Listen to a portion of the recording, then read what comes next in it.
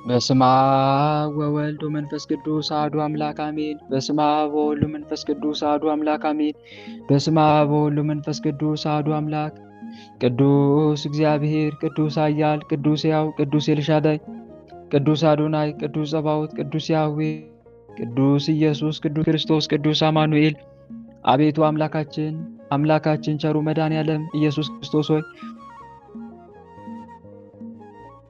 ሳይገባን እንደ ኃጢአታችን እንደ በደላችን ብዛት ሳትመለከተን እንደ ምሕረትህ እንደ ቸርነትህ ብዛት ተመልክተህ ቀኑን ባርከንና ቀድሰህልን በያለንበት ቦታ በሰላምና በጤና ውለን በሰላምና በጤና ለዚህ ሰዓት ያደረስከን በዚህ ሰዓት የሚያሰባሰብከን እናመሰግናለን። ምስጋና ይሁን ለአብ፣ ምስጋና ይሁን ለወልድ፣ ምስጋና ይሁን ለመንፈስ ቅዱስ ዛሬም ዘወትርም ለዘላለሙ አሜን። ምስጋና ይሁን ለአብ፣ ምስጋና ይሁን ለወልድ፣ ምስጋና ይሁን ለመንፈስ ቅዱስ ዛሬም ዘወትርም ለዘላለሙ አሜን። ምስጋና ይሁን ለአብ፣ ምስጋና ይሁን ለወልድ፣ ምስጋና ይሁን ለመንፈስ ቅዱስ ዛሬም ዘወትርም ለዘላለሙ አሜን።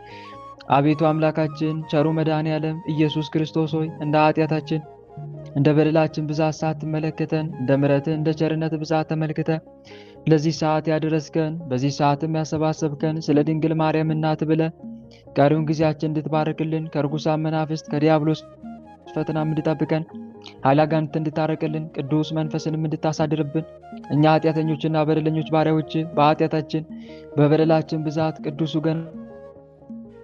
ገናናው ስምን መጥራት ባይገባንም እንደ ምሕረትህ እንደ ቸርነትህ ብዛት እንዲያልን ወደ አንተ እንማጸናለን። አባታችን ሆይ በሰማያት የምትኖር ስምህ ይቀደስ፣ መንግሥትህ ትምጣ፣ ፈቃድህ በሰማይ እንደሆነች እንዲሁም በምድር ትሁን። የዕለት እንጀራችንን ስጠን ዛሬ፣ በደላችንንም ይቅር በለን እኛም የበደሉንን ይቅር እንደምንል።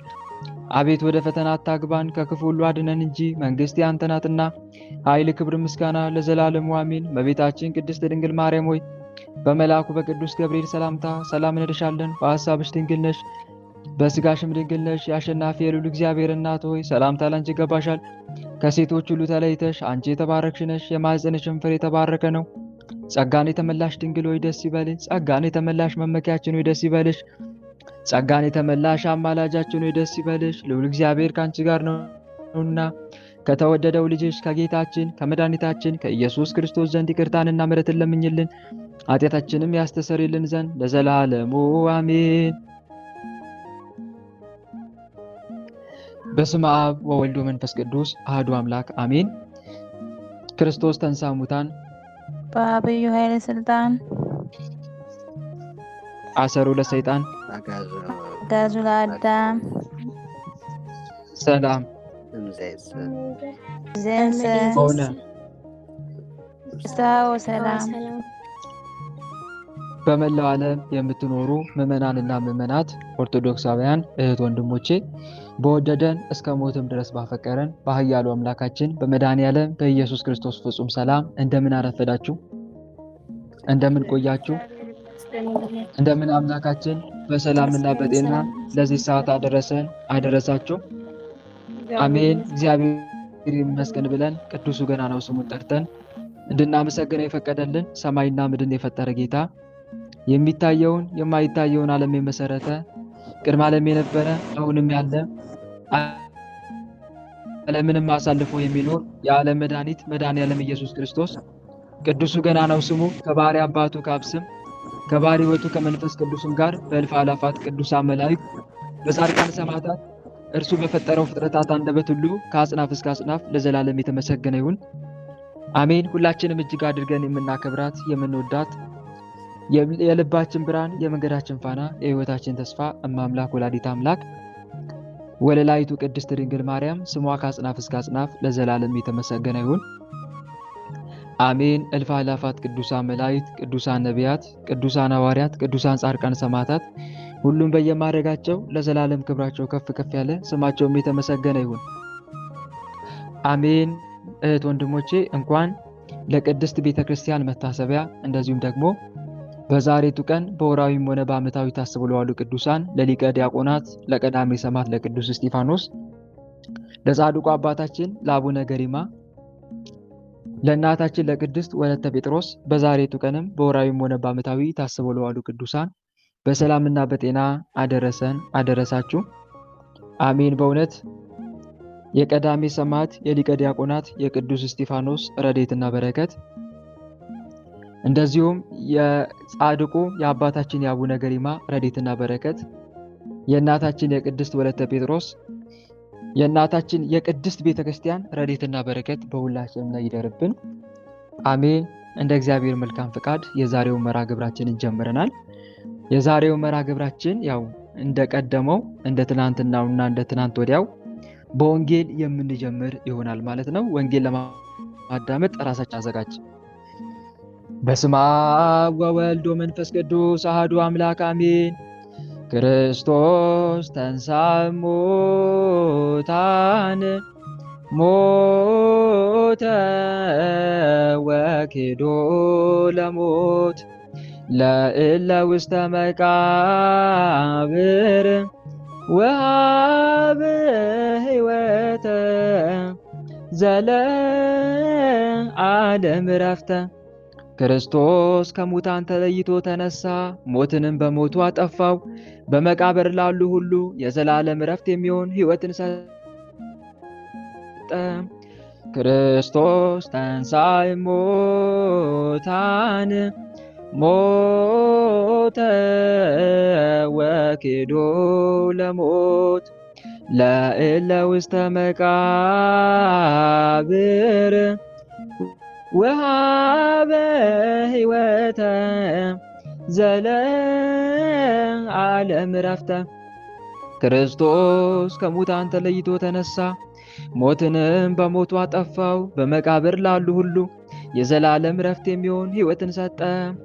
ክርስቶስ ተንሥአ እሙታን ሞተ ወኬዶ ለሞት ለእለ ውስተ መቃብር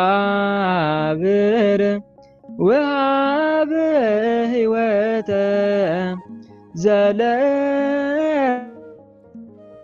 ዘለዓለም ዕረፍተ። ክርስቶስ ከሙታን ተለይቶ ተነሳ፣ ሞትንም በሞቱ አጠፋው።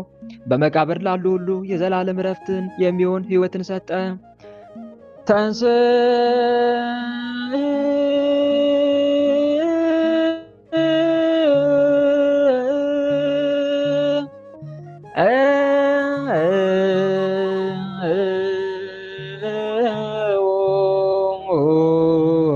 ለጸሎት እግዚኦ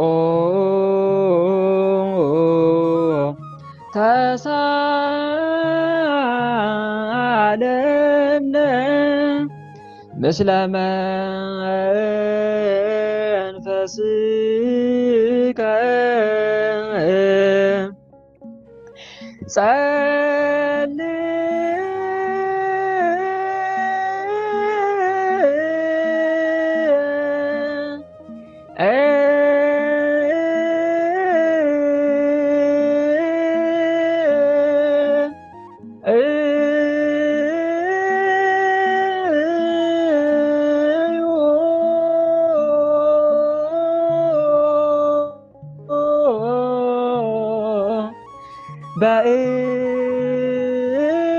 በእንተ ወንጌል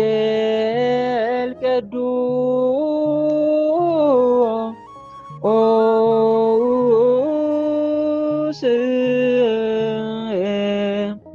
ይረስየ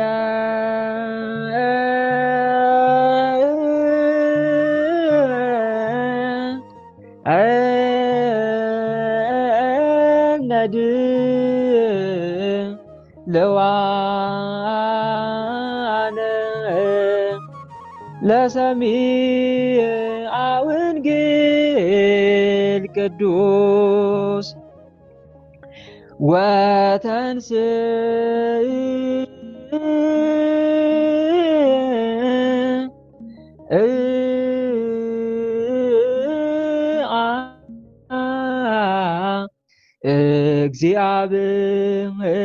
እግዚአብሔር ከመ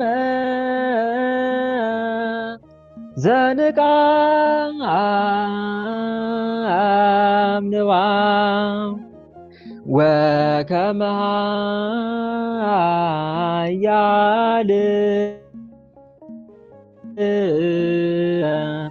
ወህዳገ ወይን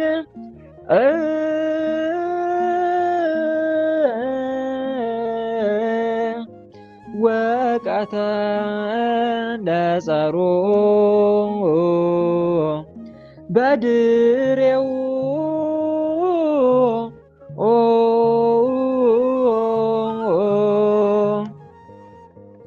ወተንስ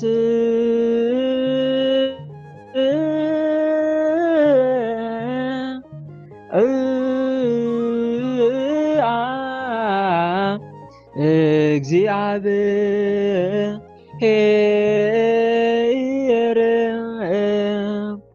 ከመ ዘንቃ አምንዋ ወከመ ኃያል ወዳገ ወይን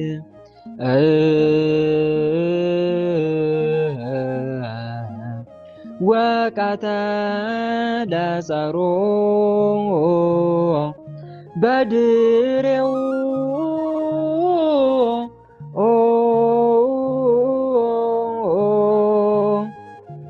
ወተንሳ ሙታን እግዚአብሔር ከመ ዘንቃ እምንዋ ወከመ ኃያል ወህዳገ ወይን ወቀተለ ጸሮ በድሬው እግዚአብሔር ከእንቅልፍ እንደሚነቃ ተነሳ፣ የወይን ስካር እንደተወው እንደ ኃያልም ሰው ጠላቶቹንም በኋላው አጠፋ።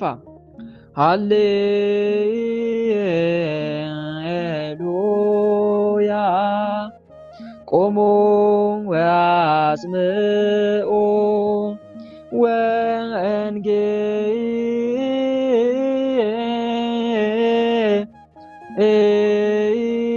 ወንጌለ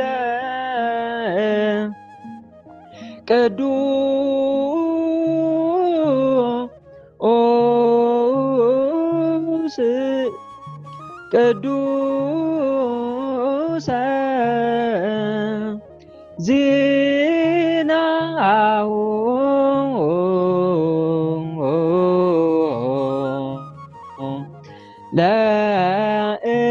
ለእግዚእነ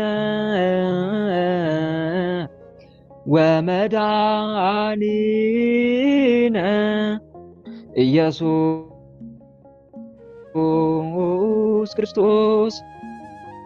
ሃሌሉያ ሃሌሉያ ሃሌሉያ። ቅድመ ዓለም የነበረ አሁንም ያለ ዓለምንም አሳልፎ የሚኖር የጌታችን የመድኃኒታችንን የኢየሱስ ክርስቶስን ወንጌል ቆማችሁ ስሙ። የጌታችንና የመድኃኒታችን የኢየሱስ ክርስቶስ ወንጌል ቅዱስ ማቴዎስ እንደጻፈው የማቴዎስ ወንጌል ምዕራፍ 28 ቁጥር 1 እስከ 19 እነሆ ታላቅ ንውጽውጽታም ሆነ፣ የእግዚአብሔር መልአክ ከሰማይ ወርዷልና ቀርቦም ከመቃብሩ አፍ ላይ ያለችውን ድንጋይ አንከባሎ በላዩዋ ላይ ተቀመጠ። መልኩ እንደ መብረቅ ልብሱም እንደ በረር ነጭ ነበረ። ከግርማውም የተነሳ መቃብሩን የሚጠብቁ ታወኩ፣ እንደ በድንም ሆኑ። ያም መልአክ መለሰ፣ ሴቶችንም እንዲህ አላቸው፣ እናንተስ አትፍሩ፣ የተሰቀለው ኢየሱስን እንደምትሹ አውቃለሁና ከዚህ የለም፣ እሱ እንደተናገረው ተነስቷል። ነገር ግን ኑና ተቀብሮበት የነበረውን እዩ፣ ፈጥናችሁም ሂዱና ለደቀ መዛሙርቱ እንደተነሳ ንገሯቸው። እነሆ ወደ ገሊላ ይቀድማችኋል፣ በዚያም ታዩታላችሁ። እነሆ ነገርኳችሁ። እነዚያም ሴቶች በፍርሃት በድንጋጤ በታላቅ ደስታም ፈጥነው ሄዱ፣ ለደቀ መዛሙርቱም ይነግሩ ዘንድ ሮጡ። ለደቀ መዛሙርቱ ሊነግሩ ሲሄዱም ጌታ ኢየሱስ በመንገድ ተገለጸላቸውና እንዴት ናችሁ አላቸው። እነርሱ ቀርበው እግሩን ይዘው ሰገዱለት። ከዚያ በኋላ ጌታ ኢየሱስ አትፍሩ፣ ሂዱና ወደ ገሊላ እንዲሄዱ ለወንድሞቼ ንገሯቸው፣ በዚያም ያዩኛል አላቸው። እነዚያም ሴቶች ከሄዱ በኋላ ወታደሮች ወደ ከተማ ገብተው የሆነውን ሁሉ ለካህናት አለቆች ነገሩ። እነሱም ተሰብስበው ከሽማግሌዎች ጋር መክረው ለወታደሮቹ ብዙ ወርቅ ሰጧቸው። እንዲህም አሏቸው፣ እኛ ተኝተን ሳለን ደቀ መዛሙርቱ በሌሊት መጥተው ሰረቁት በሉ። ይህ ነገር በአሕዛብ አለቃ ዘንድ የተሰማ እንደሆነ እናሳምነዋለን፣ እናንተንም እናድናችኋለን፣ ነገራችሁንም እውነት እናስመስለዋለን፣ እንዳታዝኑም እናደርጋለን። ወታደሮቹም ገንዘቡን ተቀብለው እንደመከሯቸው አደረጉ። ይህም ነገር እስከ ዛሬ በአይሁድ ዘንድ ሲነገር ይኖራል። 11ዱ ደቀ መዛሙርቱ ግን ጌታ ኢየሱስ ወዳዘዛቸው ወደ ገሊላ ተራራ ሄዱ። ባዩትም ጊዜ ሰገዱለት። እኩሌቶቹ ግን ተጠራጠሩ። ጌታ ኢየሱስም ቀረበና የሰማይና የምድር ሥልጣን ሁሉ ተሰጠኝ ሲል ተናገራቸው። ሄዱና አሕዛብን ሁሉ አስተምሩ፣ ስታጠምቋቸውም በስመ አብ ወወልድ ወመንፈስ ቅዱስ በሉ፣ ያዘዝኳችሁን ሁሉ ይጠብቁ ዘንድ አስተምሯቸው። እኔም እስከ ዓለም ፍጻሜ በዘመኑ ሁሉ ከእናንተ ጋር እኖራለሁ። የጌታችን የመድኃኒታችን የኢየሱስ ክርስቶስ ረድኤትና በረከት በሁላችንም ላይ ይደርብን፣ አሜን። ነአምን አበ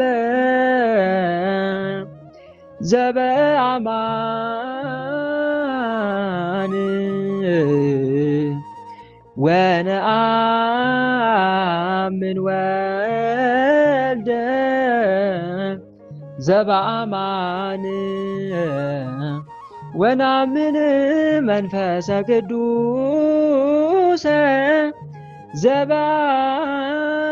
ዘበአማን እልወ ሥላሴሆሙ ነአምን። አብን በእውነት እናምናለን፣ ወልድንም በእውነት እናምናለን፣ መንፈስ ቅዱስንም በእውነት እናምናለን። የማይለወጥ ሦስትነታቸው እናምናለን። የአንበሳ ክርስቶስ ቤተሰቦች ቦታ ደብረ ዘይት ሆይ የመዓዛዋ ሽታም በመካከላቸው የሚኖር ሀገሩን ሁሉ የመላ የክንፎቹ መዓዛ በውስጡ አለ። አብሪ አብሪ ከሙታን ተለይቶ ተነስቶ አዳምን ወደ ገነት የመለሰው የመድኃኒታችን የክርስቶስ የትንሣኤው ብርሃን ወጥቷልና ክቡራን ሐዋርያት አብሩ አብሩ። ሽቱ የተሸከማችሁ ሴቶች ሽቷችሁን ይዛችሁ አብሩ አብሩ። እነሆ ጌታችን ተነስቷልና በአታክልቱም ቦታ ቆሞ ከማርያም መቅደላዊት ጋር ይነጋገራልና። ጠባቂዎች ሆይ ከሙታን ተለይቶ እግዚአብሔር ተነስቷልና አብሩ፣ ልባችሁን አብሩ። እነሆ መግነዞቹና መጠምጠሚያው ከሙታን ተለይቶ እግዚአብሔር እንደተነሳ ለሁሉ ይመሰክራሉና። ቅድስት ድንግል ማርያም ሆይ የሰማይና የምድር ንጉሥ ልጅሽ ተነስቷልና አብሪ አብሪ።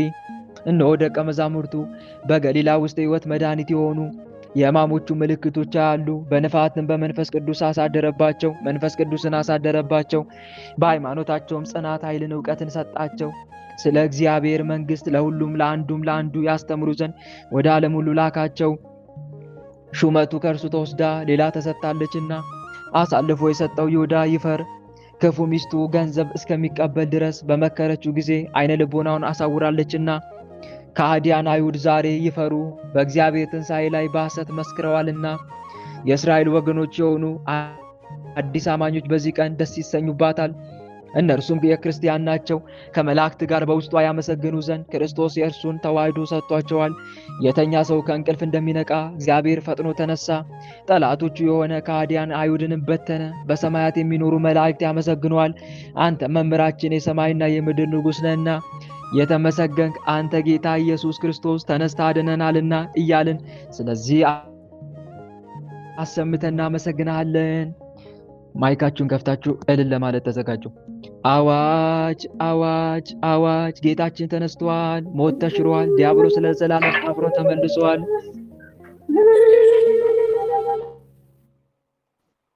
አዋጅ አዋጅ አዋጅ! ጌታችን ተነስቷል፣ ሞት ተሽሯል፣ ዲያብሎስ ለዘላለም አብሮ ተመልሷል።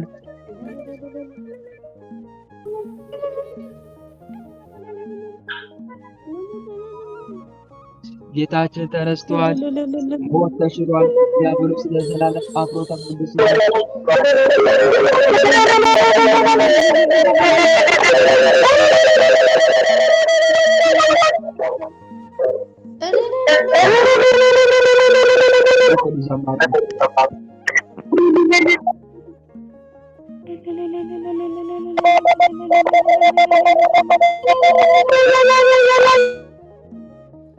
ዘማሪያን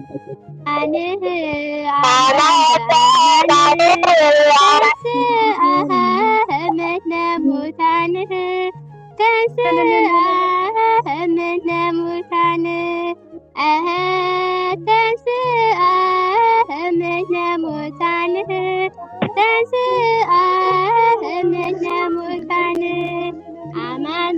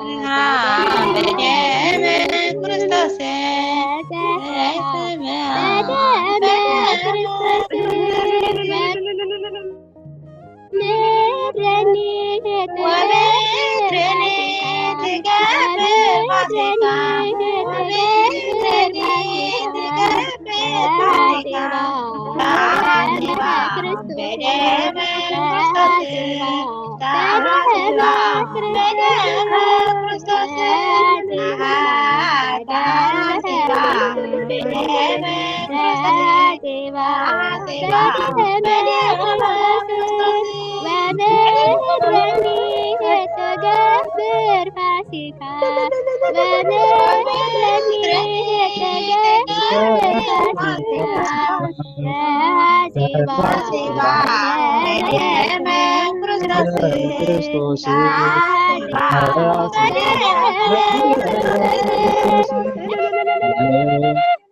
ያዜባ በደመ ክርስቶስ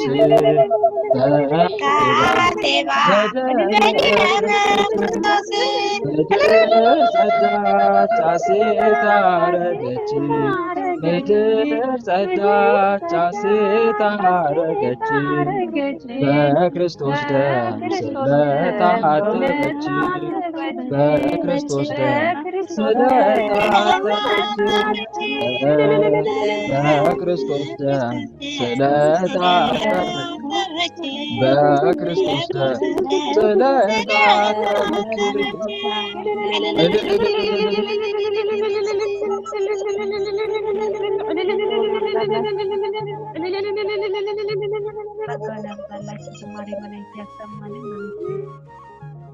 ትንሣኤው ባለቤት አምላካችን ቸሩ መድኃኔዓለም ኢየሱስ ክርስቶስ ስሙ ከአጽናፍ እስከ አጽናፍ ለዘላለም የተመሰገነ ይሁን፣ አሜን። ለሁላችሁም ቃሎት ያሰማልን፣ ዝማሬ መላእክት ያሰማልን፣ አሜን። እህት ወንድሞች፣ አሁን ቀጥታ ወደ ዋናው መርሐ ግብራችን ገብተናል ማለት ነው። የዋናው መርሐ ግብራችን ስንክሳር ነው። የሚያዝያ 18 ስንክሳርን እናዳምጣለን ማለት ነው። ስንክሳሩን አዳምጠን እንመለስ። በስመ አብ ወወልድ ወመንፈስ ቅዱስ አሐዱ አምላክ አንድ አምላክ በሚሆን በአብ በወልድ በመንፈስ ቅዱስ ስም ሚያዝያ 18 በዚች ቀን የቅዱስ ሶሶንዮስ አገልጋይ ቅዱስ አውሳብዮስ በሰማዕትነት አረፈ። ዲዮቅሊጥያኖስም ቅዱስ ሶሶንዮስን በሚያሰቃየው ጊዜ ንጉሥ ሆይ ለሶሶንዮስ አውሳብዮስ የሚባል አገልጋይ አለው፣ እርሱም በፍጹም ልቡ እንደ ጌታው ክርስቶስን ያመልከዋል፣ ያንተን አማልክት አያመልክም አሉት። አምጡት አለ። ወደ እርሱም በቀረበ ጊዜ ስለ ሃይማኖቱ ጠየቀው። እርሱም በክብር ባለቤት በጌታችን ኢየሱስ ክርስቶስ ታመነ። ንጉሡም ብዙ አባበለው፣ አማልክቶቹን ማምለክ በመተውም ገሰጸው። ቅዱሱም የእውነተኛ አምላክ የእግዚአብሔርን አምልኮት በመተው ንጉሡን መልሶ ገሰጸው። ስለዚህም ንጉሥ ቁጣን ጨመረ፣ ራሱን በሰይፍ ይቆርጡ ዘንድ አዘዘ። ይህም ቅዱስ ከጌታው ከሶሶንዮስ ቀድሞ የሰማዕትነትን አክሊል በመንግሥተ ሰማያት ተቀበለ። በረከቱም ከኛ ጋራ ለዘላለሙ ትኑር አሜን። ሰላም ለአውሳብዮስ ለሶሶንዮስ ገብሩ ጸጋ ጋዚያን ዘነሳ እንበይነ ጥበቡ ወምክሩ ለዲዮቅሊጥያኖስ እልው እንዘይነብር ዲበ መንበሩ ለእመ ኢሰምዐ ትእዛዞ ወኢተመይጠ በምክሩ ወአልያኒሁ አዘዘ ክሳዶ ይምትሩ። በዚህች ዕለት የአባ ብሶይ ወንድም አባ ጴጥሮስ በሰማዕትነት አረፈ። የዚህም ቅዱስ የአባቱ ስም ሲድራቅ የእናቱ ስም ማርያም ነው። ይህንንም ቅዱስ በወለዱት ጊዜ ከርሳ የምትባል የእናቱ እህት ወስዳ ከልጇ ጋር አሳደገችው። 7 ዓመትም በሆናቸው ጊዜ ወደ መምህር ወሰደቻቸውና የቤተ ክርስቲያንን ትምህርት ሕጉንም ተማሩ። በጾም በጸሎትም ሲጋደሉ ኖሩ። የእግዚአብሔር መልአክ ቅዱስ ገብርኤልም ተገለጠላቸው። ስለ ክብር ባለቤት ክርስቶስ ስም ምስክር እንደሚሆኑ ነገራቸው። ከጥቂት ወራትም በኋላ ሰይጣን ዲዮቅሊጥያኖስን አስቶት ለጣዖት በሰገደ ጊዜ እሊህን ቅዱሳን ክርስቲያኖች እንደሆኑ ነገር ሰሩባቸው። የእንዴናው ገዢ አርያኖስም ወደ እርሱ አስቀርቦ ለጣዖት እንዲሰግዱ ግድ አላቸው። እምቢ ባሉትም ጊዜ ደማቸው እስኪፈስ ከባላ ላይ ሰቅለው እንዲገርፏቸው አዘዘ። ከጾምና ከስግደት የተነሳ ሥጋው ስለደከመ የስቃዩ ሕማም ለጴጥሮስ ታወቀው። ያን ጊዜ የእግዚአብሔር መልአክ ከሕማሙ ፈወሰው። አርያኖስም አይቶ ጴጥሮስን ወደ ምስራቅ አገር ወስደው በዚያ ራሱን በሰይፍ እንዲቆርጡት አዘዘ። አባ ብሶይም በእስር ቤት እያለ መልአክ ነጥቆ ወደ ወንድሙ ወደ ጴጥሮስ አደረሰው። እርስ በርሳቸውም ተቃቅፈው ተሳሳሙ። በሰማያዊት ኢየሩሳሌምም እንዲሰበስባቸው ወደ ጌታችን ጸለዩ። እነሆ ወደ እርሳቸውም ከሰማይ ቃል መጣ እንዲህ የሚል ተጋዳዮች ሆይ በሰማያት በብዙ ጉባኤ መካከል ትኖራላችሁና ሰላም ይሁንላችሁ፣ ሥጋችሁም በምድር አይለያይም። ከዚህም በኋላ መልአክ አባ ብሶይን ወደ እስር ቤት መለሰው። ጭፍሮችም ኃያል ድል አድራጊ አባ ጴጥሮስን ራሱን ቆረጡ፣ ሥጋውንም በእንጨት ላይ ሰቀሉ። አባ ብሶይም በጭልታ ይሰደው ዘንድ የእስር ቤት ጠባቂውን ለመነው። ሂዶም የአባ ጴጥሮስን ሥጋ ዋጀው፣ በሽቱ አድርጎ ገንዞም በስውር ቦታ ቀበረው። በረከቱ ከእኛ ጋር ለዘላለም ትኑር አሜን። ሰላም ለጴጥሮስ ሰናየ ላሂ ወገጽ በምግባር ንዱቅ ወበሃይማኖት ህኑጽ ሶበ አምተሮ መኮንነ ግብፅ ድረ ወድቀ መልዕልተ ምድር ርእሱ ቅሩጽ ሥጋሁ ወአለ ስቁለ በእጽ። በዚህችም ቀን በጠርሴስ አገር ውስጥ መከራ የተቀበሉ የከበሩ ሰማዕታት መታሰቢያቸው ነው። በረከታቸው ከእኛ ጋር ለዘላለሙ ትኑር አሜን። ሚያዝያ 18 ቀን የሚከበሩ ዓመታዊ የቅዱሳን በዓላት፣ አንደኛ ቅዱስ አውሳብዮስ ሰማዕት፣ ሁለተኛ አባ ጴጥሮስ ሰማዕት፣ ሶስተኛ ሰማዕታተ ጠርሴስ። ወር በገባ በ18 የሚከበሩ ወራዊ የቅዱሳን በዓላት፣ አንደኛ ቅዱስ ፊልጶስ ሐዋርያ፣ ሁለተኛ አቡነ ኤዎስጣቴዎስ ሰባኪ ሃይማኖት ረባን፣ ሶስተኛ አቡነ አኖሬዎስ ዘደብረ ጸጋጋ፣ አራተኛ ማር ያዕቆብ ግብፃዊ። በድካም አብዝቼ በመገረፍ አብዝቼ በመታሰር አትርፌ በመሞት ብዙ ጊዜ ሆንኩ። በድካምና በጥረት ብዙ ጊዜም እንቅልፍ በማጣት በራብና በጥም ብዙ ጊዜም በመጾም በብርድና በራቁትነት ነበርኩ። የቀረውን ነገር ሳልቆጥር ዕለት ዕለት የሚከብድብኝ የአብያተ ክርስቲያናት ሁሉ ሐሳብ ነው። የሐዋርያው ቅዱስ ጳውሎስ መልእክት ወደ ቆሮንቶስ ሰዎች በሁለተኛ መልእክቱ ምዕራፍ 11 ቁጥር 23 ጌታ ሆይ ከብልጽግናቸው ብዛት የተነሳ ብዙ መባ ካገቡት ይልቅ የድሃይቱን አነስተኛ መባ እንደተቀበልን ለሁል ጊዜ የሚያገለግሉ አእላፍ መላእክትን እያሳሰብን በችግራችን ጊዜ የምናቀርብልን ምስጋና ተቀበል። እናንተም ቅዱሳን ነቢያት፣ የወንጌል ሰባኪያን ሐዋርያት፣ ሰማዕታትና ጻድቃን፣ ትጉሃን መላእክት፣ ፍጹማን ደናግል እንዲሁም ደጋጎች መነኮሳት ሆይ ልጅ አዋቂ ሳይለይ የምንሰባሰብበትን ይህንን ጉባኤያችንን መልካም ምሽት ይስጣችኋል። ድምጼ ይሰማል ወንድም ሰማ ዘጋሁት እኔ ነኝ። ምክንያቱም እንደዚህ ካልዘጋ ነው አይሰራም። ለዛ ነው ይቅርታ። መልካም እሺ። ዛቅረብኩማ የታዘከ አእላፍ ምለተ ጽምዱከ ዘልፈ ለላነብ ወከፍ ዘንዴቴ መጽሐፍ እንተ ሰከ እግዚኦ ጸድቀ መበለት ጎ እምላብ ውላን ዘልፈ ያት ቅዱሳን ሐዋርያት ሰባኪያን ሰማዕታት ጻድቃን ወመላእክት ትጉሃን ደናግል አዲ ወመነኮሳት ቴራን ባርኩ ባርኮ ጉባኤ ዛቲ መካን እስከ አረጋዊ ሊቅ ወንዱስ ሕፃን ለዘጻፎ በክርታስ ወለዘጻፎ ዘይደርስ ለበቦ ወለዘትርጎም በልሳን አዲስ ወለዘሰማ ቃሎ በዝነ መንፈስ በጸሎተ ማርያም አራቂተ ኩሉም ባቡ ይማረን ኢየሱስ ክርስቶስ ይማረን ኢየሱስ ክርስቶስ።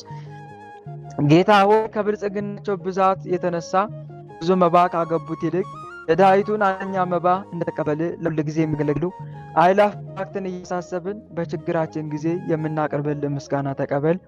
እናንተም ቅዱሳን ነቢያት፣ የወንጌል ሰባኪያን ሐዋርያት፣ ሰማዕታትና ጻድቃን፣ ትጉሃን መላእክት፣ ፍጹማን ደናግል እንዲሁም ደጋጎች መነኮሳት ሆይ ልጅ አዋቂ ሳይለይ የምንሰባሰብበትን ይህንን ጉባኤ ባርኩልን። ይህን መጽሐፍ ወረቀት አዘጋጅቶ ብራና ደምጦ የጻፈውና አጻፈውም ከግዕዝ ወደ አማርኛ የተረጎመውን ቃለ ንባቡን በእርጋታ መንፈስ ያነበበውን ያዳመጠውን በደለኛን ሁሉ የምታስምር የጌታ እናቱ በማርያም ጸሎት ኢየሱስ ክርስቶስ በአንድነት ይማረን፣ አሜን።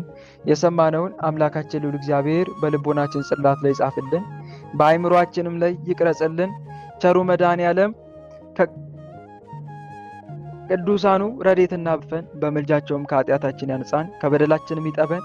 የስሙ ቀዳሽ የመንግስቱን ወራሽ ለመሆን ያብቃን። ልባችንንም ለጽድቅ ስራ ያነሳሳልን። ወደ ቀናውና ወደ ምሕረት ጎዳናው ይምራን። ፍጻሜያችንም ያሳምርልን፣ አሜን። አባታችን ሆይ በሰማያት የምትኖር ስምህ ይቀደስ፣ መንግስትህ ትምጣ፣ ፈቃድህ በሰማይ እንደሆነች እንዲሁም በምድር ትሁን። የዕለት እንጀራችንን ስጠን ዛሬ፣ በደላችንንም ይቅር በለን እኛም የበደሉንን ይቅር እንደምንል። አቤቱ ወደ ፈተና አታግባን ከክፉ ሁሉ አድነን እንጂ መንግስት ያንተ ናትና ኃይል፣ ክብር፣ ምስጋና ለዘላለሙ አሜን። እመቤታችን ቅድስት ድንግል ማርያም ሆይ በመልአኩ በቅዱስ ገብርኤል ሰላምታ ሰላም እንልሻለን። በሐሳብሽ ድንግል ነሽ፣ በሥጋሽም ድንግል ነሽ። የአሸናፊ የልዑል እግዚአብሔር እናት ሆይ ሰላምታ ላንቺ ይገባሻል። ከሴቶች ሁሉ ተለይተሽ አንቺ የተባረክሽ ነሽ፣ የማኅፀንሽም ፍሬ የተባረከ ነው። ጸጋን የተመላሽ ድንግል ሆይ ደስ ይበልሽ። ጸጋን የተመላሽ መመኪያችን ሆይ ደስ ይበልሽ። ጸጋን የተመላሽ አማላጃችን ሆይ ደስ ይበልሽ። እግዚአብሔር ከአንቺ ጋር ነውና ከጌታችን ከመድኃኒታችን ከኢየሱስ ክርስቶስ ዘንድ ይቅርታንና ምሕረት ለምኝልን ኃጢአታችንም ያስተሰርይልን ዘንድ ለዘላለሙ አሜን። ምእመናን ወንድሞቼ የዕለቱን ስንክሳር አዳምጠን ተመልሰናል። የነገውን ማለት ነው፣ የሚያዝያ 18 ስንክሳር። በሚያዝያ 18 ቀን ታስበው ከሚሉ ቅዱሳን መካከል የቅዱስ ሶሶንዮስ አገልጋይ ቅዱስ አውሳብዮስ በሰማዕትነት ያረፈበት ቀን ነው። ቅዱስ አውሳብዮስ ማለት ነው። ዲዮቅሊጥያኖስ ስለ ቅዱስ ሶሶንዮስ በሚያሰቃየው ጊዜ ቅዱስ ሶሶንዮስን በሚያሰቃየው ጊዜ ንጉሥ ሆይ ለሶሶንዮስ አውሳብዮስ የሚባል አገልጋይ አለው፣ እርሱም ራሱ በፍጹም ልቡ እንደ ጌታው ክርስቶስን ያመልከዋል፣ ያንተን አማልክት አያመልክም ብለው አምጡት አለ። ከዛ ወደ እርሱም ቀረበ። ከዛ እሱም ተጠየቀ፣ በጌታ ታመነ፣ በክርስቶስ ታመነ። ከዛ ንጉሱ መጀመሪያ አውሳብዮስ የሚባለው ስልጣንም ያለው ሰው ስለሆነ አባበለው። ንጉሱ አማልክቶቹን ማምለክ በመተውም ገሰጸው። እንዴት አማልክቶችን ትተዋለህ? እንዴት የተሰቀለውን ኢየሱስ ክርስቶስ የሚባለውን ታመልካለህ? እንዴት አማልክት አይሰቀሉም? እያለ ማባበል ጀመረ። ማባበል ሲባል እንግዲህ እንደዚህ አይነት ንግግሮች እንዳሉ የማይካድ ሐቅ ነው። እንዴት የተሰቀለውን ታመልካለህ? እሱ እኮ ተራ ሰው ነው፣ እንዴት አማልክት ይሰቀላሉ? አይነት ነገር። ንጉሥ ሆይ ክርስቶስ ቢሰቀል በፈቃዱ እንጂ ተገዱ አይደለም። አንደኛ ይሄ ነው። ብዙ ጊዜ አሕዛብ ጥያቄ ሲያነሱልን እንዴት ክርስቶስ አምላክ ይሆናል ነው አይደል? እንዴት አምላክ ይሰቀላል ነው። በምስጦስ የተሰቀለው ተገዶ ሳይሆን ምን ሆኖ ነው? ተገዶ ሳይሆን ምን ሆኖ የተሰቀለው? ወዶና ፈቅዶ። ትክክል። ግን አሕዛብ ብዙ ጊዜ ሲከራከሯችሁ እንዴት አምላክ ይሰቀላል? እንዴት እንዲህ ይሆናል? እንዴት እንዲህ ይሆናል ነው የሚሏችሁ። እናንተ ግን ምላሻችሁ መጀመሪያ ጌታ ሲጀመር የተሰቀለው ወዶና ፈቅዶ እንጂ ተገዶ አይደለም። በትክክል ማስረጃ ስጠኝ ሊሏችሁ ይችላሉ። ማስረጃ አለ። ምን ላይ? ዮሐንስ ወንጌል ምዕራፍ 10 ቁጥር 18 ራሱ ክርስቶስ የተናገረው ነፍሴን እኔ በፈቃዴ አኖራታለሁ እንጂ ከኔ ማንም አይወስዳትም ይላል። ተመልከቱ። ነፍሴ እኔ በፈቃዴ አኖራታለሁ ማለት እገድላታለሁ።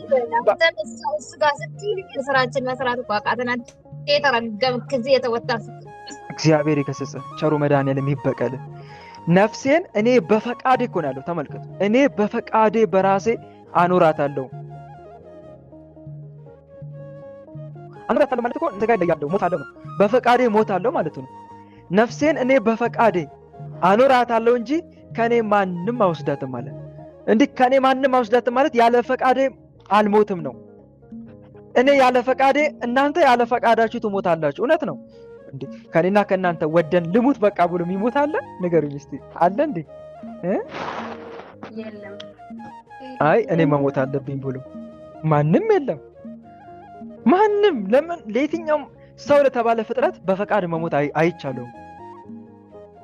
ነፍሱ ከስጋው ምናልባት ራሱን በራሱ ካልገደለ በቀር ራሱን በራሱ ወይም መሳሪያ ጠጥቶ ካልሞተ በቀር ከሞት ጋር ተማክሮ አይ ዛሬ አልሞትም፣ ድንገት ሞት ሲመጣ ማለት ነው፣ አይ ዛሬ አልሞትም ነገ ነው የምሞተው ብሎ አስፈቅዶ የሚሞት የለም።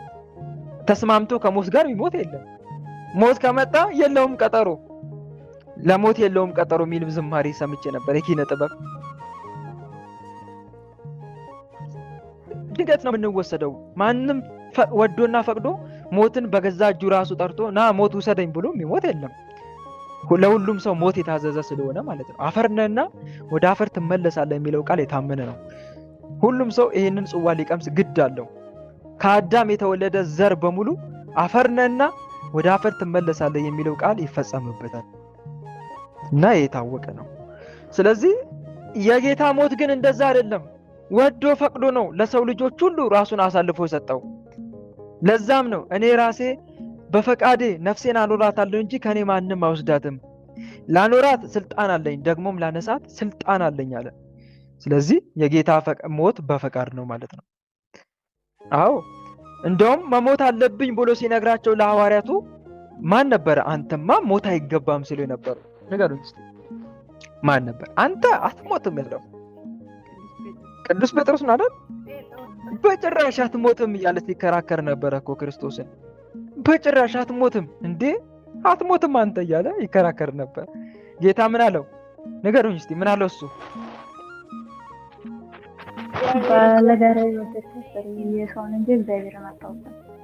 እንቅፋት ሆነብኛል ሁሉ ሲለው ነበር አይደል? እንቅፋት ሆነብኛል። ተመልከቱ እዚህ ጋር የምትረዱት ነገር ምንድን ነው? የጌታ ፈቃድ አትሙት የሚለው የጌታ ጠላት ነው። አትሞትም የሚል የጌታ ጠላት ነው ማለት ነው። እንግዲህ ዞር በል አንተ ሰይጣን ከኋላ ወግድ፣ የእግዚአብሔርን እንጂ የሰውን እንጂ እግዚአብሔርን አታስብም እስኪለው ድረስ አስቡት። እና የጌታ ፈቃድ ወዶና ፈቅዶ ነው። ግን ብዙ ጊዜ አሕዛብ ሲከራከሯችሁ በክርስቶስ ማመን ሰዎች ሙስሊሞችም ሌሎችም ሲከራከሯችሁ ልክ ክርስቶስ ተገዶ እንደተሰቀለ አድርገው ነው የሚናገሯችሁ። ግን አይደለም። እናንተ ከመጽሐፍ ቅዱስ ወዶ እንደተሰቀለ የሚያስረዳ የመጽሐፍ ቅዱስ ጥቅሶችን ሰብስባችሁ ይዛችሁ በደንብ አድርጋችሁ ሸምድዳችሁ የጌታ ፈቃድ ወዶና ፈቅዶ ነው። ባይፈቅድ ኖሮ ጴጥሮስን እንዲለው ነበረ? ባይፈቅድ ኖሮ እኔ ነፍሴን በፈቃድ ያኖራታለሁ ይል ነበረ እያላችሁ በሶስተኛው ቀን እነሳለሁ እያለ አስቀድሞ ለሐዋርያት ይናገር ነበር እያላችሁ ማስረዳት መቻል አለባችሁ። ግን መናፍቃን ሲያስረዷችሁ እንደዛ ብለው ነው። እና ይህም እንግዲህ ከሃዲ ዲዮቅልጥያኖስ እንዴት የተሰቀለው ነው? በመጀመሪያ ወዶ ፈቅዶ ለዓለም ሁሉ ድነት ሲል የሞተው። እንደዚህ ሊሏችሁም ይችላሉ። እንዴት ሰው ፈጣሪ ሊሆን ይችላል ሊሏችሁ ይችላሉ አይደለም? እንደዚህ አይሉ አሕዛብ። እንዴት ሰው ፈጣሪ ሊሆን ይችላል? ኢየሱስ እኮ ሰው ነው ይላቸዋል። በመጀመሪያ አምላክ ሰው መሆን ይችላል። ሰው ግን በጭራሽ ምን መሆን አይችልም? አምላክ ነው። ኢየሱስ ክርስቶስ ደግሞ ኢየሱስ ክርስቶስ ደግሞ ቅድመ ዓለም በአምላክነቱ የነበረ አሁን ደግሞ ወዶና ፈቅዶ ሰውን ለማዳን ሲል ምን የሆነ አምላክ ነው? ንገሩኝ። ምን የሆነ አምላክ ነው? ቅድስት ድንግል ማርያም ሰው የሆነ አምላክ ነው። ለዚህ ማስረጃ ቢሏችሁ ማስረጃ ዮሐንስ 1:1 መጥቀስ ነው። በመጀመሪያ ቃል ነበረ፣ ያ ቃልም እግዚአብሔር ነበረ። በአምላክነቱ በእግዚአብሔርነቱ የነበረ ቃል ነው ሰው የሆነው መጥቶ ስጋ የለበሰው ቃል ስጋ ሆነ። መጀመሪያ በእግዚአብሔርነቱ የነበረ ቃል አሁን ወዶ ፈቅዶ ስጋ ለበሰ። ስጋ በመልበሱም ሰው ሆነ፣ እንደኛ ሰው ሆነ። በእኛ ማደረ የሚለው እኮ እንደኛ ሰው መሆኑን ከኛ ጋር መዛመዱን እኮ ሲያመለክት ነው። ሌላ ነገር እኮ አይደለም። ይሄን ሲያጸና ቅዱስ ጳውሎስ ምን አለ?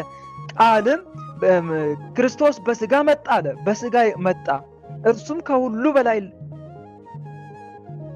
የሆነ ለዘላለም ነው አለ። አምላክ ነው። ተመልከቱ፣ በስጋ የመጣ አምላክ እንጂ ስጋ ሆኖ የተፈጠረ አይደለም፣ ሰው አይደለም። እና እዚህ ጋር በደንብ ልንረዳ የሚገባው ነገር ይሄ ነው። ይሄንን አስረዳው አውሳቢዮስ፣ ሶሶኒዮስ። ዲዮቅሊጥያኖስ ግን አንዴ ልቡ በሰይጣን ስለተዘጋ ምንም ሊቀበለው አልቻለም። ከዛ ሁለቱን እጅግ አድርጎ አሰቃያቸው። በጣም እጅግ አድርጎ አሰቃያቸው። መጨረሻ ላይ ሲሰለቸው አንክድም ክርስቶስን ብለው ሲያስቸግሩት በሰይፍ ይቆረጡ ዘንድ አዘዘ። ራሳቸውን በሰይፍ አስቆረጠ። ከዛ በኋላ ሁለቱም የጌታን መንግስት ወረሱ። መንግስተ ሰማያት፣ ገነት መንግስተ ሰማያት ማለት ነው። እነኛ ታዲያ ከነኚህ ቅዱሳን ምንድን ነው የምንማረው ከተባለ፣ አንደኛ ለሁሉ መልስ ለመስጠት መዘጋጀት አለብን። አዎ ስለኔ በአሕዛብ በነገስታት ፊት ያቆሟቸዋል ብሏል እኮ ቸሩ መድኃኔዓለም። ያቆሟቸዋል፣ ይጠይቋቸዋል፣ ስለላቸው ይላል፣ ይመራመሩናል። እኛ ደግሞ ስለ ክርስቶስ አምላክነት መመስከር የሚያስችል ዕውቀትና እምነት ሊኖረን ያስፈልጋል። ምንና ምን? ዕውቀትና እምነት። በትክክል እምነት ብቻውን ጥሩ አይደለም፣ ዕውቀትም ጭምር ሊያስፈልግ ይችላል። አዎ እንዴ ዕውቀት ከሌለ ስለ ክርስቶስ እንዴት ብለህ ትናገራለህ ታዲያ? አሁን ብዙዎቻችን ጋር ችግሩ እምነት ሊኖረን ይችላል፣ ዕውቀት ግን ያንሰናል። አዎ አሁን ብዙዎቻችን ጋር እያየን አይደለ እንዴ? በየንጽጽር ግሩፕ ላይ ብዙዎቻችን እኮ አልተዘጋጀንበትም በእንደዚህ አይነት ነገር። ግን ተዘጋጁ እህቶቼ። ክርስቶስ አምላክ ነው አምላክ አይደለም ብሎ ለሚጠይቅሽ ሁሉ መልስ ለመስጠት ተዘጋጅ እንጂ የኔ ወንድም ተዘጋጅ። ትጠይቃለህ። አልጠይቅም የማለት መብት የለም። ትጠይቃለህ። ስለ እምነት መስክር የሚል ነገር ትጠይቃለህ። ባለፈው ነግሬያቸዋለሁ አይደል? በጽሁፍ የሆነ ነገር አሳውቃችሁ ነበር። ጓደኛዬ በጣም ደንታ የለውም ነበር። በቃ ምንም ቆይ አንተ ሰው አንብብ፣ አጥና፣ ስለ ሃይማኖት ወቅ ተማረለው ነበር። ምንም እንዴ እኔም ለምን እከራከራለሁ አይነት ነገር ነበረ ሲጀመር። ግን አንድ ቀን ገጠሙት ክርክር፣ መንገድ ላይ አግኝተውት በዛም በዚህ ማጣደፉት። ከዛ ስጠይቀው ምን ነበር ያለ? እኔ እጄ እርኩት ለማሳመን ነው፣ ግን እኔ የማምን ይመስላል። እስከዚህ ድረስ አስቡት።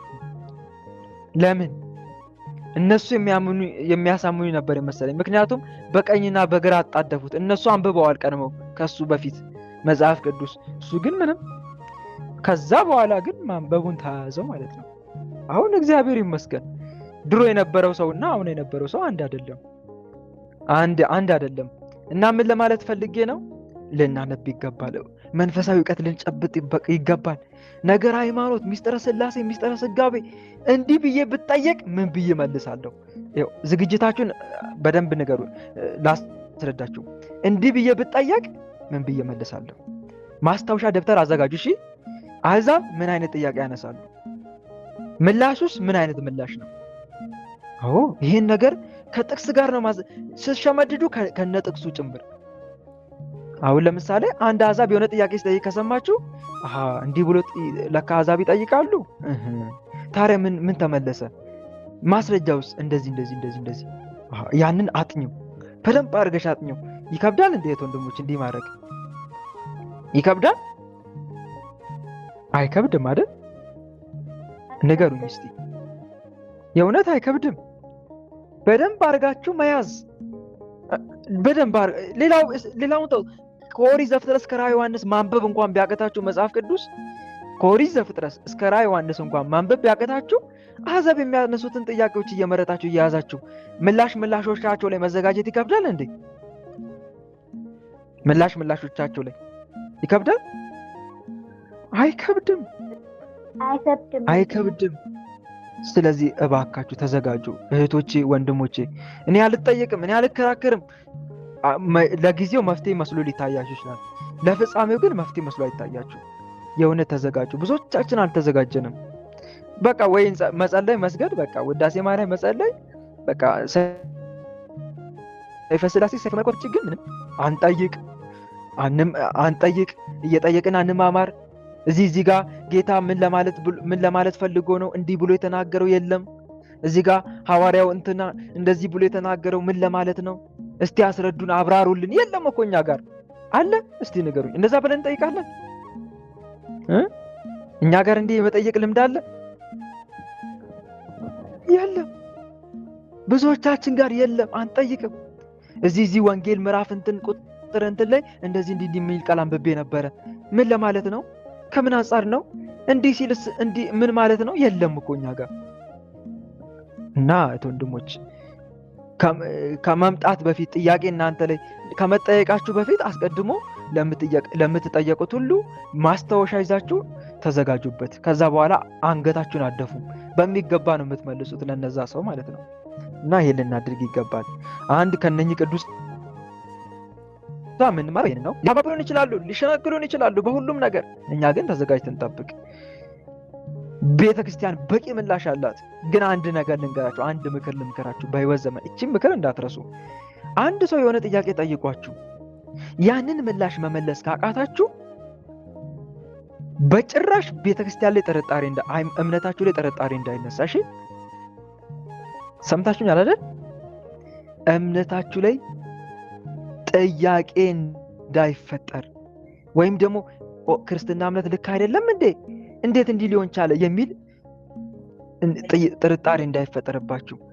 በዚህ ጉዳይ እኔ አንዲት ሙስሊም ልጅ ነበረች፣ በጣም እኔ ገርማኝ። እኔ ያደነኳት ምኗ ላይ እንደው ታውቃላችሁ? ጥበቧ፣ ብልሃቷ፣ አስተዋይነቷ በጣም ገረመችኝ። ወይኔ አሁን የኛዎቹ ቢሆኑ እንደዚህ ይመልሳሉ ብዬ ለራሴ ተደነቅኩኝ። አንድ ቀን ቲክቶክ ላይ በቃ ኮሜንት ስትጽፍ አየዋት። እንዲህ ስትል ነው እንዲህ አልኩኝና የሆነ ኮሜንት ጻፍኩላት። እንዲህ አልኳት። በቃ የሆነ ምንም ሃይማኖት እንደማላቅ መስዬ ማለት እሷን አትራክት ለማድረግ እኮ ነው። በእኔ በኩል እንትን መፍጠሬ ነው፣ ሲስተም መፍጠሬ ነው። እሷን ወደ እምነት ለማምጣት አመጣዋት፣ ሳብኳት። ነሽ አስረጅኝ ስለ ሃይማኖትሽ አልኳት። ነይ አስረጅኝ፣ ችግር የለም። መጣች በቴሌግራም። ከዛ በኋላ ሰማዋት። የሆነ እንትን ለብቻ እንትን አግኝቻት ማለት ነው በስልክ በቴሌግራም አወራች ብዙ አለች። ከዛ እኔ ከራሷ መጠየቅ ጀመርኩኝ። ስጠይቃት ግራ መጋባት ጀመረች። ብዙ ነገር አነሳውላት። ምን ብላ መመለስ እንዳለ አቃታት። ከዛ መጨረሻ ላይ የመለሰችው መልስ ነው የቀረመኝ እና ይሄ ትክክል ነው ብዬ ብዙ ሳፋጥጣት ጊዜ መጨረሻ ላይ ምን እንዳለች ታውቃላችሁ? በእርግጥ ለእኔም ጥያቄ ፈጥሮብኛል። ይሄ ማለት እምነቴ ልክ አይደለም ማለት አይደለም አለችኝ። እምነቴ ልክ ማለት አይደለም፣ እኔ ምናልባት ስለ እምነቴ ብዙ ላላውቅ እችላለሁ አለች። ስለ እምነቴ ብዙ ላላውቅ እችላለሁ፣ ከእኔ እውቀት የተነሳ ነው። ስለዚህ በደንብ ጠይቄ እስክመጣ ጠብቀኝ አለችኝ። አይገርም? በደንብ ጠይቄ መምህራኖችን ሁሉንም ኡስታዞችን ጠይቄ ከዛ በኋላ ልመልስ እችላለሁ አለችኝ። ከዛ እኔ ምን አልኳት? እንዴ እስከ ዛሬ ሳታውቂ ነው እንዴ በእምነትሽ እየተከተልሽ ያለሽው አልኳት። ይሄን ሁሉ እውቀት ሳትይዢ ነው እንዴ ወይም ደግሞ ሳታውቂ ነው እንዴ አምነሽ ትክክል ነው ብለሽ እየተከተልሽ ያለሽው አልኳት። ከዛ እሷ ያላት ምንድነው የምትለኝ? አይ እኔ አምንበታለሁ ብዬ ተከትያለሁ፣ ነገር ግን የኔ እውቀት ማነስ ግን እምነቴ ልክ አይደለም ሊያሰኘኝ አይችልም አለች። ከዛ በዛው ጠፋች ልጅቷ፣ በዛው ጠፋች በቃ። እና እዚህ ጋር ከሷ አንድ ነገር ያየሁት ነገር ምንድነው? ብልሃቷ።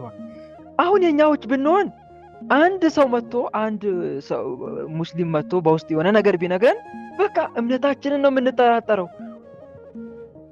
ለምንድን ነው የምንጠራጠረው? በቃ የኔ አለማወቅ ነው አትሉ? የኔ አለማወቅ ነው፣ የኔ ዕውቀት ማነስ ነው። ምናልባት ይሄን ፓርት አላነበብኩት ሊሆን ይችላል። ስለዚህ ሄጄ ልጠይቅ። አውቄ ጠይቄ ከሚያውቁት ከኔ ይልቅ የተሻለ ሰዎች ሊኖሩ ይችላሉ አሉ እንጂ መምህራኖቼ አሉ፣ አባቶቼ አሉ።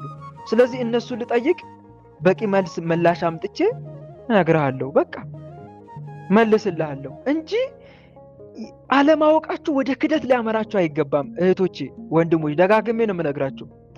አለማወቃችሁ ወደ ክደት ሊያመራ ሳይሆን ወደ ማወቅ ነው። ልክ እንደ አብርሃም አባታችን። አብርሃም አባት አውቅ ነበር፣ ልዑል እግዚአብሔርን አውቅም ነበር።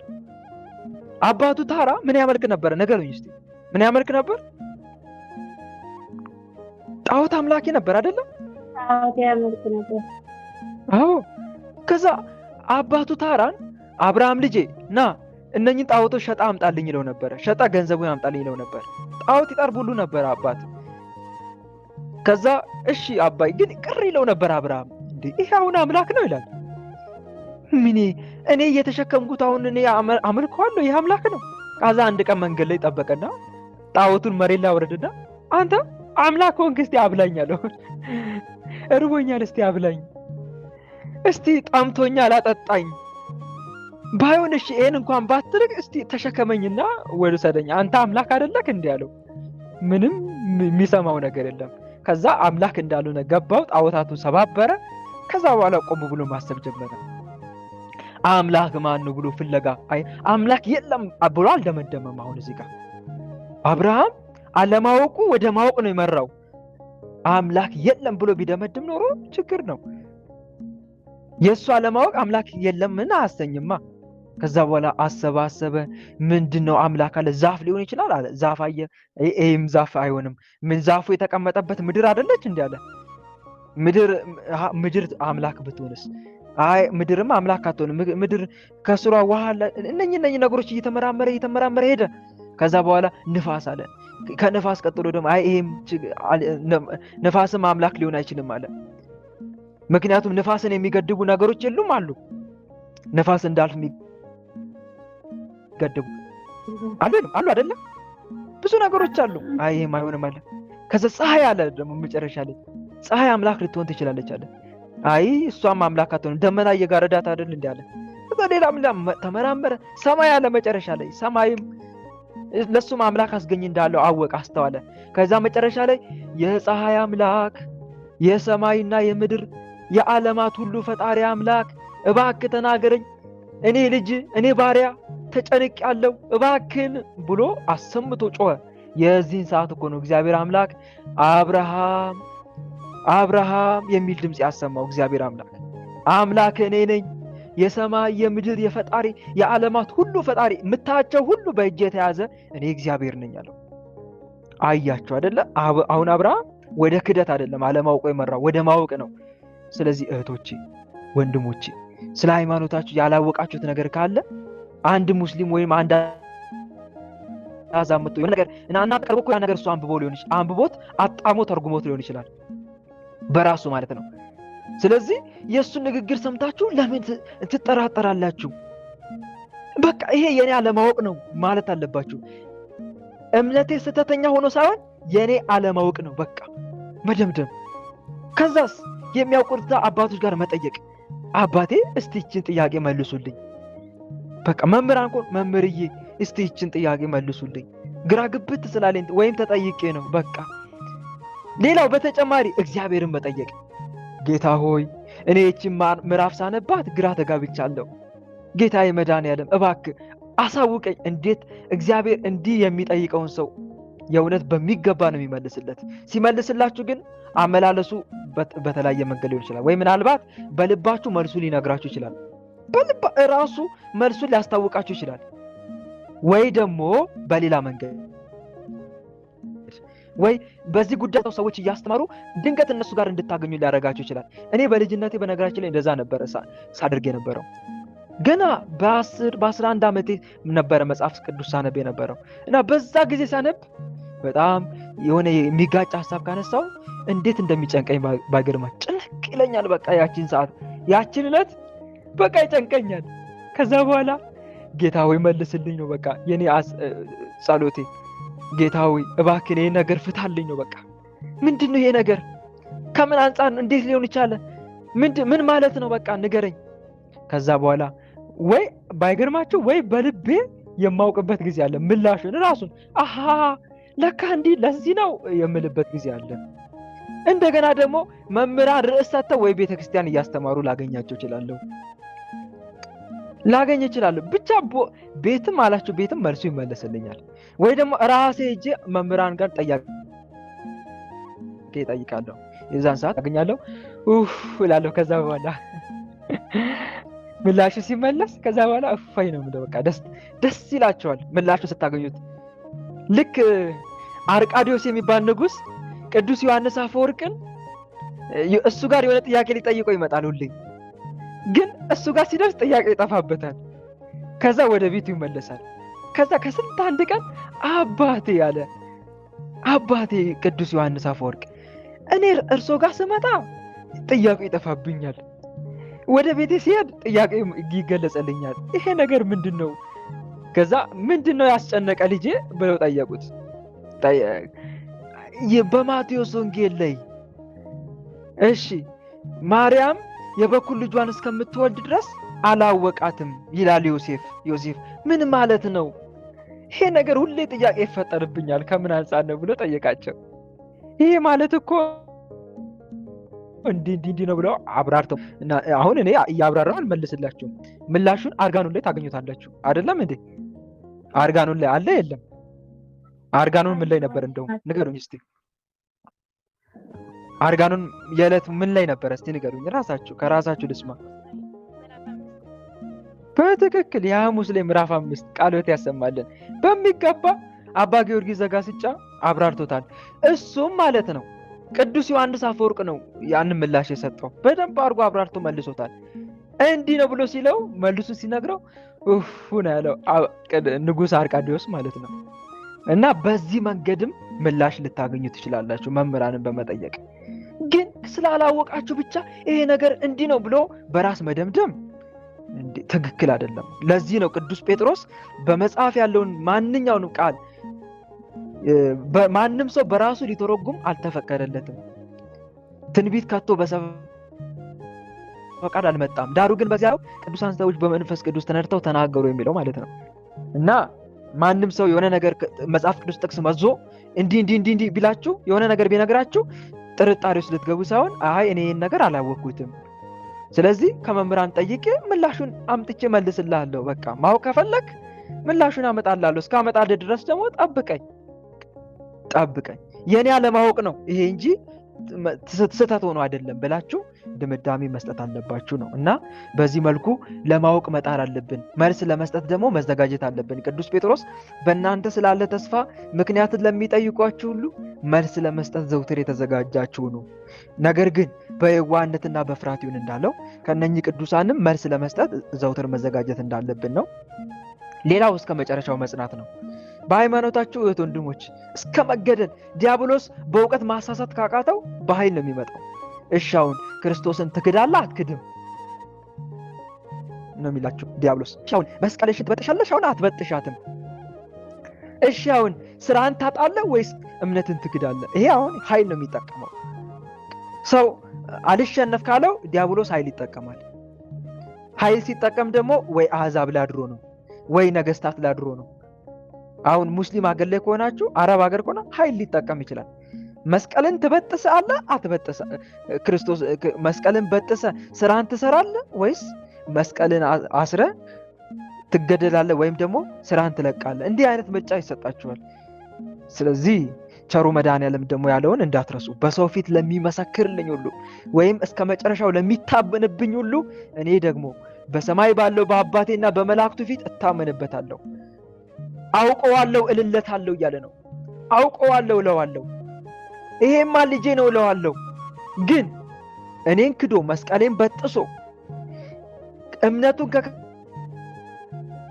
እኔም አላቆም፣ ለሰይጣንና ለመላእክቱ ወደ ተዘጋጀለት እሳት ወርውሩት እለዋለሁ እያለ ነው መድኃኔዓለም። እህት ዓለምዬ። በኋላ ክርስቶስ እኔ አላውቃትም እቺ ልጅ ለሰይጣንና ለመላእክቱ ባዘጋጀሁት እሳት ወርውሯት እንዳይልሽ እንዳትክጂ እምነትሽ ላይ ጠበቅ፣ በእምነትሽ ጠንቃቃ መጥበቅ አለብሽ። ማንም ሰው እምነትህ ላይ ድርድር እንዲገባ እንዲያደራድር አትፍቀድለት። የሆነ ነገር ሊመጣላችሁ ይችላል በእምነታችሁ ማለት ነው። የለም እንጀራዬን 10,000 ጊዜ ልጣ፣ ስራዬን 10,000 ጊዜ ልጣ፣ በእምነቴ ግን አትምጣብኝ። እዛው ሲጀመር ድርድር ውስጥም እንኳን አልገባልን ብላችሁ ማቆም አለባችሁ። ይሄ ለምድራዊ ተድላና ደስታ ለምድራዊ እንጀራ ብላችሁ ይሄ በ40 በ50 በ60 በ70 ዓመት ለምንወሰደው 50 60 70 ዓመት ለምንቆይበት እዛም ላንቆይ እንችላለን እኮ በጥቂት ጊዜ ለምንኖርባት ዓለም ብለን ዘላለማዊውን አምላክ መድኃኔዓለምን እንዳናጣ ዓለምን አግኝቶ ነፍስን ከማጣት የዓለም የመጨረሻ ድሃ ሆኖ ነፍስን ማዳን በእጅጉ ይበልጣልና። ምክንያቱም ዓለምና ንብረቱ ኃላፊ ሲሆን ነፍስ ግን የማታልፍ ዘላለማዊ በመሆኗ በዓለም ለተወሰነ ጊዜ ደስታን ብናጣጥምም በሲኦልና በገሃነም መጨረሻው የሌለው ስቃይ ስለሚጠብቀን እግዚአብሔርን የሚያል ጌታ ገነት መንግስተ ሰማያትን የሚያል ቦታ ስለምናጣ፣ ስለዚህ ምዕመናን ወንድሞች አደራ በሃይማኖታችሁ እንዳትደራደሩ። ደጋግሜ ነው የምነግራችሁ፣ እንዳታፍሩበት። በመድኃኔዓለም አፍራችሁ በማህተባችሁ እንዳትሸማቀቁ። ክርስቲያን ነኝ በል፣ ደረትን ነፍተ ክርስቲያን ነኝ በይ ክርስቲያን ነኝ በይ። ምንም እንዳትሸማቀቂ።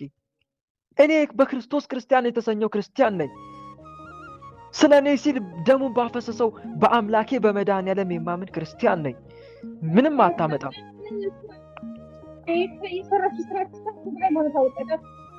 እግዚአብሔር ይገስ። ምንም አታመጡ። ስራዬን ከስራዬ ልታባረኝ ትችላለህ። በጭራሽ ግን እምነቴን ልትመጣ አትችልም። አዎ ክርስቲያን ነኝ። የእንትና ፊልም ትዝ አለኝ። የመንፈሳዊ ክርስቲያን ነኝ እያለ የሚናገረው ማን ነው? እስቲ ንገሩኝ። እኔ ክርስቲያን ነኝ። በእውነት እንዴት ደስ ይላል የሱ መንፈሳዊ ፊልም። እኔ ክርስቲያን ነኝ። ይሄን ልጅ ከፊቴ ዞር አድርግልኝ። እኔ ክርስቲያን ነኝ። እስቲ እሱን አስቡት። ሌላስ ቅዱስ ጊዮርጊስን እስቲ አስቡት።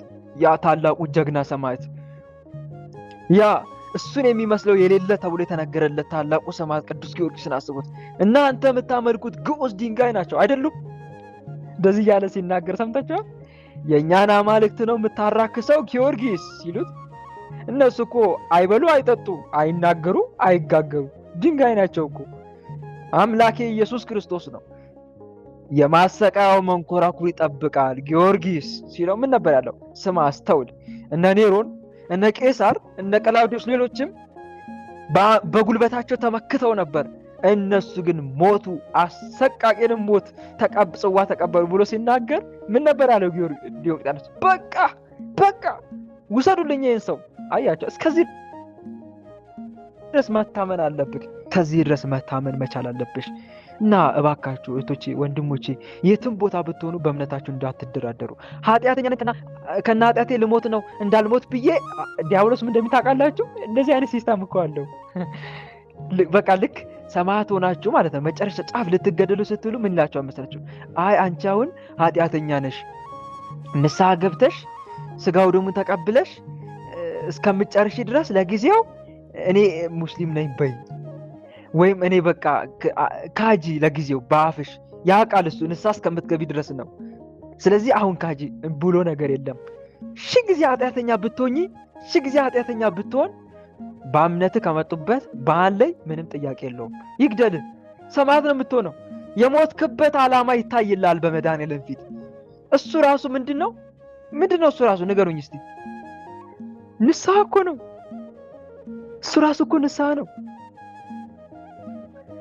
ያልተጠመቀስ እንኳን ቢሆን ሊጠመቅ እየሄደ ያለ ክርስቲያን ነኝ ብሎ ድንገት ቢሰየፍ ያ ሰው ገነት ይገባል አይገባም? ሰማዕት ነው ሰማዕት አይደለም? ጥምቀቱ የምን ጥምቀት ነው የሚባለው? የደም ጥምቀት እኮ ነው የሚባለው። ብንችል ተዘጋጅተን ብንጠብቅ መልካም ነው። ያ ነገር ከመፈጠሩ በፊት ተዘጋጅተን ብንጠብቅ መልካም ነው። ግን ድንገት ከመጣስ በቃ ምንም ጊዜ የማይሰጥ ነገር ከፊት ለፊታችን ካገጠመንስ? የሚቀመጥበት 24 ሰዓት ስትሰግድ ለምንድን ነው የምትሰግጂው ይለኛል። በቃ ለምንድን ነው የምትሰግጂው? ለምንድን ነው የምትሰግጂው? አንቺ እኮ እምነት የለሽም። በቃ እምነት የለሽም ነው እምላት። በቃ እግዚአብሔር ይገስጽ፣ ቸሩ መድኃኔዓለም ይበቀል። እና እህቶቼ ወንድሞቼ፣ ምንም ሰዓት በየትኛውም አጋጣሚ የሆነ በቃ ንስሐ ልግባ ማትሉበት ሁኔታ ገጥሟችሁ ግን ሰውየው ከፊት ለፊታችሁ ምርጫ ቢሰጣችሁ እኔ ልገል ነው ክርስቶስን ካደው ካልሆነ ግን እገላለሁ። አጅሬ ምን ይላል በውስጥ ንስሐ ሳትገባ ልትሞት ነው፣ ስለዚህ ካደው ለጊዜው እሺ በዩ ከዛ በኋላ ሄደሽ ንስሐ ገብተሽ መጥተሽ ክርስቲያኒት ያለሽ ሊል ይችላል። እንዳትሰጥ ግን በኋላ እንዴ ክደ ድንገት ንስሐ ልትገባ ስትይ ብትሞትስ የት ነው የምትገባው? ንገሩኝ እስቲ። ክዳችሁ ሲኦል እኮ ነው የምትገቡት። አያችሁ አይደል? ከዛስ ቅጽበት በኋላ ምን እንደሚፈጠር አታቁም። ድንገት ሞት ቢወስዳችሁስ? እና ለዛ ነው እህት ወንድሞች፣ የትም ቦታ ብትሆኑ በማንኛውም አጋጣሚ ብትሆኑ እምነታችሁ ላይ ጥያቄ የሚያስችል ወይም ምርጫ የሆነ ወይም ሞትን ምረጥ ወይ ክርስቶስን ካድ የሚል አይነት ነገር ከገጠማችሁ በጭራሽ እንዳትደራደሩ። እኔ ክርስቲያን ነኝ አለቀ በቃ። ግደለኝ ከፈለክ ና ግደለኝ። ለኔ ሞቴ ህይወት ነው። ለኔ ህይወት ከዚህ ዓለም ጋር ሞት ነው። ለኔ ሞት ከክርስቶስ ጋር ህይወት ነው። ስለዚህ ናና ግደለኝ። ትችላለህ። ይሄው አንገቴን ሰጣለሁ። ለማሰቃይ ከፈለገም ና አሰቃይ። ስጋዬ የኔ ጌታ እንዲህ ብሏል በሉ። ልክ እንደ አባማ ንገሩኝ እስቲ። ስጋህንን የሚገሉትን አትፍሩ እያለ ሲያብራራ የነበረው ታላቁ ሰማዕት ማን ነው እስቲ? ከመንፈሳዊ ፊልም ንገሩኝ። ከነሂሳ የተነሳው ቅዱስ ማን ነው? ነሂሳ በ12 ዓመቱ ነው። በ12 ዓመቱ ካህን የሆነ አባ ነው። ትክክል። እና ልክ እሱ አሰቃያለሁ ሲሉት ምን ነበር ያለው? ስጋንም የሚገሉትን አትፍሩ፣ የኔ ጌታ እንዲህ ብሏል። ስጋንም የሚገሉትን ነፍስን ግን መግደል የማይቻላቸውን አትፍሩ፣ ይልቅስ ነፍስንም ስጋንም በገሃነም ሊያጠፋ የሚቻለውን እርሱን ፍሩት ብሎኛል። ስለዚህ የፈለከውን ማድረግ ትችላለህ በስጋዬ ላይ፣ ነፍሴን ግን አታገኛትም አለው። አያችሁ አይደል? እንዲህ ነው መጽናት ያለብን እንጂ አደራ ወላዋይ እንዳትጥራት እኮ ክብር ነው። ጌታ በክርስቶስ መሞት እኮ እህት ወንድሞች፣ ይሄ እኮ ለምነን የምናገኘው ነው። ለምን እኮ ሰማዕትነትን ያገኘ አንድ ቅዱስ ነበረ። ማን ነበረ? በቀደም እያነበብኩ ነበር፣ ስሙ ጠፋብኝ። ኢትዮጵያዊ ቅዱስ ነው ደግሞ። የቅዱስ ማን ነበረ? እስቲ ንገሩኝ። የኢትዮጵያዊ ቅዱስ ነበረ የምታስታውሱት ከሆነ። ስሙ ጠፍቶብኛል፣ ነግራቸዋለሁ ሌላ ጊዜ። ግን እመቤታችን ለምኗት፣ እመቤቴ እኔ ሰማዕትነትን ፈልገዋለሁ ብሏት፣ እባክሽ ለሰማዕትነት አብቅኝ ብሎ። ከዛ እመቤታችን ነገረችው፣ ወዳጄ የለመንከኝ ልመና ተዘጋጅቶላል፣ ሰማዕት ትሆናለህ ብለው። አሁን ተጠብቅ ብለው፣ እውነትም ሰማዕት የሚያስደርግ ነገር ተፈጠረ። ሰማዕት ሆነና በሰማዕትነት ተረፈ። እና ምላችሁ ፈልጌ ነው ሰማዕትነት ለምነን ወደን የምናመጣው እግዚአብሔርን ጌታ ሆይ ብለን። ለዛ እኮ ነው ዲያቆኑ ቅዳሴ ላይ ምን ይላል እስቲ? እግዚአብሔር እኛ የሰማዕትነትን ቅዱሳን ስለሚሆኑ ሰማዕታትን ማልዳለን እያለ ቅዳሴ ላይ በእንተ ቅድሳት አንድ ስለምታደርግ ስጋውና ደግሞ እግዚአብሔር በይቅርታው አንድ ያደርገዛ ሰላምን ማልዳለን ሲል አልሰማችሁ? ሰምታችኋል አይደል? ሰምተናል። ስለዚህ ለምነን ወደን ፈቅደን የምናደርገው እንጂ ተገደን የምናደርገው አይደለም። እና በእምነታችሁ ጽኑ እህቶቼ፣ በእምነታችሁ ጽኑ ወንድሞቼ። ዲያብሎስ በኋላ በመጨረሻው ጊዜ እንዲህ አይነት ነገር ነው የሚያመጣው። አሁን ለጊዜው እያደናገረ አላዋቂ የሆኑትን በእምነታቸው በጥልቀት ያልተማሩትን ያስደናገራል። መጨረሻ ላይ ግን ሰይፍ ይዞ ይመጣል። ይህ ማይካድ ሀቅ ነው። ኢትዮጵያንም በሸሪያ እናስተዳድራት የሚባለው አንዱ ከዛ አንፃር ነው። መጨረሻ ላይ እንደ ልብ ስለ ሃይማኖታችን እንዳንመሰክር ለማድረግ ነው። በቃ ታውቁታላችሁ። እኔ እዛ ውስጥ ዝርዝር ውስጥ አልገባም። እና ግን እስከትልምስ ነው ከኔ ይልቅ አባቱ ወይም እናቱን የሚወድ ለኔ ሊሆን አይገባውም። ከኔ ይልቅም ወንድ ልጁን ወይም ሴት ልጁን የሚወድ ለኔ ሊሆን አይገባውም። መስቀሉን የማይዝ በኋላዬም የማይከተለኝ ለኔ ሊሆን አይገባውም ይላል። ስለዚህ በእምነታችን ጸንተን በስሙ ታምነን እንደነኚህ ቅዱሳን የጌታን የድል አክሊል ለመቀዳጀት ልንበቃ ይገባል። ልክ ቅዱስ ጳውሎስ እንዳለው ልሄድ ከክርስቶስም ጋር ልኖር እናፍቃለሁ። ከሁሉ ይልቅ እጅግ የሚሻል ነውና መልካሙን ገድል ተጋድያለሁ፣ ሩጫውን ጨርሻለሁ፣ ሃይማኖቴን ጠብቄያለሁ። ወደፊት 24 ሰዓት እግዚአብሔር ይገሥጻችሁ። ወደፊት የጽድቅ አክሊል ተዘጋጅቶልኛል። ይህንንም ጻድቅ የሆነው ጌታ ያን ቀን ለእኔ ያስረክባል አለ። ደግሞ መገለጡን ለሚወዱት ሁሉ እንጂ ለእኔ ብቻ አይደለም። እዚህ ሞት አለ፣ እዛ ሞት የለም። እዚህ ረሃብ አለ፣ እዛ ረሃብ የለም። እዚህ መጠማት አለ፣ እዛ መጠማት የለም። እዚህ መታመም አለ፣ ጥርሴን፣ ሆዴን አለ፣ እግሬን አለ፣ አይኔን አለ። እዛ ግን ምንም የለም። ህመም የሚባል ነገር የለም። አረ እዛ ልሂድ። የክርስቲያን እኮ ሁሉም ሐሳቡ ትኩረቱ እዛ ነው። ወንድሞች እስቲ እናንተ ትኩረታችሁ የት ነው? ንገሩኝ እስቲ የት ነው? ምን እያሰባችሁ ነው በዚህ ሰዓት? ወደ መድኃኒዓለም ለመሄድ ነው ጉጉታችሁ? ሞት ምንፈራው መቼ እንደሆነ ታውቃላችሁ ምዕመናን? ይህችን ዓለም በቃ ተስፋ አድርገን መኖር ስንጀምር ነው። ምን አድርገን ስንጀምር? ዓለም ተስፋ አድርገን ስንጀምር። በትክክል ክርስቲያን እኮ ይህችን ዓለም ተስፋ አድርጎ አይኖርም ወንድሞች። ነገ ወይ ዛሬ ሞታለሁ እያለ እኮ ነው የሚያስበው ክርስቲያን። በባህር መንገድ በጀልባ የሚጓዝ ሰው እኮ በመርከብ የሚጓዝ ሰው እኮ አንድ ቀን ማዕበል ተነስቶ ይገለብጠኛል ብሎ ይፈራል። ድንገት በማዕበል ሞታለሁ ይላል። ክርስቲያንም እኮ እንደዛ ነው። አንድ ቀን ነፍሴ ከስጋ የተለይታ በእውነተኛው ፈራጅ ዙፋን ፊት መቆምበት ሰዓት ይደርሳል። ስለዚህ ምንም እዚህ ምድር ላይ ተስፋ አድርጎ የሚኖረው ነገር የለም። እኛ እኮ ለዛ ነው ሞት ምንፈራው። ሞት መጣ ሲባል እንንቀጠቀጥ፣ ሰውነታችን ሁሉ ይንቀጠቀጣል። ለምን? ተስፋ አድርገን ነው አይኖር ነው ይችን ዓለም። ነገ ገና አግብቼ፣ ነገ ገና ትዳር መስርቼ፣ ገና ሀብት አፍርቼ የሚል ሐሳብ ውስጥ እኛ ጋር አለ። እንደዚህ ብዬ እንዲሆኜ የሚል ሐሳብ ብቻ። ለዛ ነው እኮ ልባችሁ አይክበድ ያለው መድኃኒዓለም። ስለ ትዳርን በማሰብ በመጠጥ በተለያየ ነገር በማሰብ ልባችሁ አይክበድ። ነገር ግን በእኔ ፊት መቆም እንድትችሉ ስትጸልዩ ሁሉ ጊዜ ትጉ ይላል። ሞቱን በማንኛውም ጊዜ የሚጠባበቅ ዛሬን የሚቀበላት የመጨረሻው አድርጎ ነው። ክርስቲያን ሞት አይፈራም። ሞት እንደውም ለሱ ድልድይ ነው፣ መሻገሪያ ነው። ና እንደውም እኔ የሆነ መንፈሳዊ ፊልም አይቼ የደም ተራራ ፊልም ላይ አላያችኋትም? አሮጊቷ እንዴት ነበር ስትል ነበር። አሮጊቷ ወደ ተራራ ላይ ሊወጡ ሲሄዱ ምን ነበር? ና ክርስቲያን አይፈራም፣ ና ግደለኝ። ሄራክስ ቺን ሴትዮ አንድ አስወግድልኝ አለው። ከዛ ገደላትና ወደ ተራራው ወጥተው እዛ ያሉትም እንዳለ ጨፈጨፋቸው።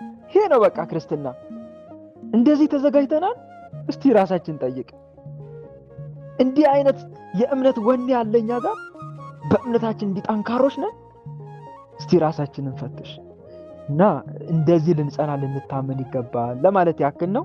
በእውነት የቅዱስ አውሳብዮስ የቅዱስ ሶሶኒዮስ በዛሬቱ ቀን የሚያረፉ ቅዱሳን ሰማዕታት ሁሉ ረድኤታቸው በረከታቸው በእኛ ላይ ለዘላለም ይደርብን፣ አሜን። በሰማነው ቃል በተማነው ትምህርት 30 60 100 የምናፈራ አድርገን የስሙ ቀዳሽ የመንግስቱን ወራሽ ለመሆን ያብቃን፣ አሜን። ወስብሐት ለእግዚአብሔር ወለወላዲቱ ድንግል ወለመስቀሉ ክቡር። ይቆየን።